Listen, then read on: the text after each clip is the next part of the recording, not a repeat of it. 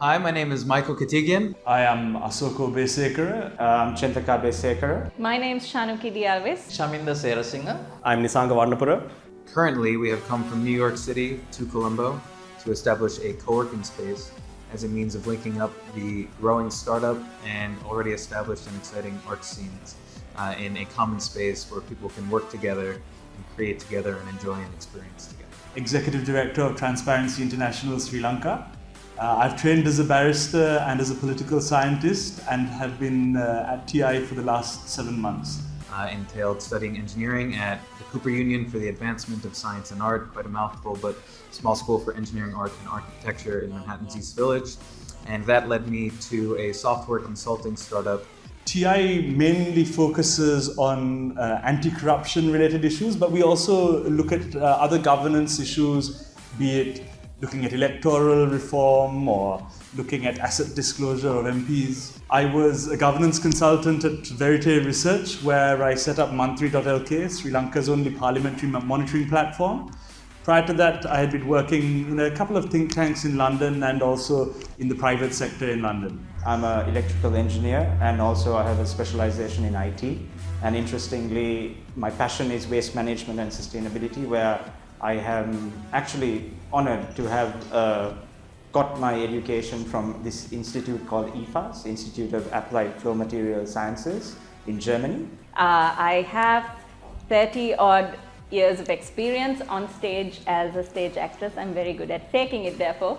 And I also am an animal welfare supporter. I'm a mother to 3 dogs and 2 cats and many, many others.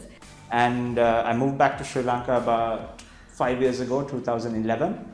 And I've been on a mission since to bring about long-term and feasible solutions to the country in the many areas of waste streams that we have as a problem in Sri Lanka. I fuel, or rather pay, for all my passions in life by working in the advertising industry by day as a creative writer. I am currently the CEO of a mid-sized company called Sicily Projects Consortium, and we are essentially into healthcare, engineering and environment. I come from a mixed background of mechanical, electronics, engineering. I'm an engineer by profession. I studied at University of Nottingham in the UK. With all that is happening in the world, in climate change and environment and stuff like that, I moved into some research, and 10 years of my life I spent on that. So I founded 3D Concept Studio in 2013, and more to do with than a company, it's really an institution that needs to be there in Sri Lanka for enabling people to, being able to create stuff. My greatest passion is the planet Earth, and my greatest innovation which inspires me is the human being, so I love both. So basically my work is looking at climate change from a very positive side. Let's make it fun. And let's make climate change mitigation fun, and let's keep our comforts going, but we have some fantastic innovations and ways that you can be and enjoy the planet Earth while being in harmony with it. What is a story that a lot of people don't know about me? I would say I tried my career in comedy in school, and I was voted the most driest joker 3 years in a row. And then I realized that career is not going to fly. So then I realized, that was not something that I wanted to follow. So now I really do what I love to do, which is I look at things with a different perspective. And it has really, it's been a fun journey. It's been a hard journey, but it's been a fun journey. And I love doing what I do.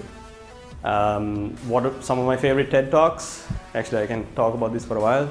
My favorite TED Talk would have to be Sir Ken Robinson's Why Schools Kill Creativity.